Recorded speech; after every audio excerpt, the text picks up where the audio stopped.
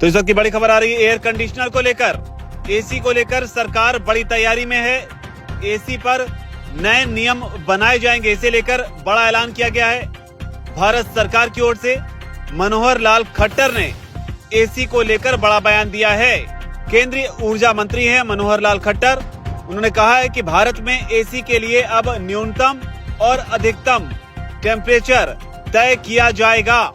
साथ ही उन्होंने नए नियम बनाने की बात कही है। उन्होंने कहा है कि नए नियम के तहत एयर कंडीशनर को 20 डिग्री सेल्सियस से कम ठंडा और 28 डिग्री सेल्सियस से ज्यादा गर्म नहीं किया जा सकेगा।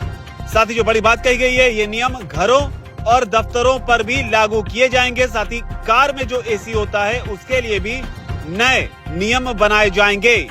तो ये बड़ा बयान मनोहर लाल खट्टर का। हालांकि बड़ा सवाल कि आखिर ऐसा किया क्यों जा रहा है, तो इसके पीछे की जो बड़ी वजह बताई जा रही है, उसे बताया जा रहा है कि इसका मकसद ये है कि अनावश्यक जो बिजली की खपत होती है उसे कैसे कम किया जाए। तो आपको बता दें, उत्तर भारत समेत देश के कई राज्यों में भीषण गर्मी पड़ रही है। ऐसे में एसी के जरिए लोग कुछ हद तक राहत महसूस कर रहे हैं, लेकिन अब इसे लेकर सरकार एक बड़ी तैयारी में है। आपको बता दें, देश भर में करीब 10 करोड़ लोग एयर कंडीशनर का इस्तेमाल करते हैं। हर साल करीब 1.5 करोड़ नए एसी खरीदे जाते हैं। और जो बड़ी बात है, जानकारी के मुताबिक उसमें बताई जा रहा है कि अगर एयर कंडीशनर का तापमान 1 डिग्री सेल्सियस भी कम किया जाता है तो इससे बिजली की जो खपत है वो 6% तक बढ़ जाती है। लिहाजा नए एयर कंडीशनर्स में ऐसी व्यवस्था की जाएगी जिससे कि जो मिनिमम टेम्परेचर है वो 20 डिग्री सेल्सियस से कम और ज्यादा से ज्यादा टेम्परेचर 28 डिग्री सेल्सियस से कम ना किया जाए।